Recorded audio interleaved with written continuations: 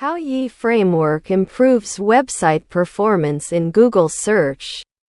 First, I created a support class to register meta tags, which allows newer meta tags to be called repeatedly and placed wherever I want. In this case, I created a class and 4 functions: open graph, description, keywords, and data metadata. I named this class as the helper class.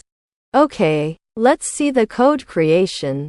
First, let's look at the open graph function, as shown in this code. Second, let's look at the description function, as shown in this code. Third, let's look at the keywords function, as shown in this code. Fourth, let's look at the data metadata function, as shown in this code. And here's how to run the functions that have been created before. For example, I call the functions in the header template of the website. You can also run them in the controller class.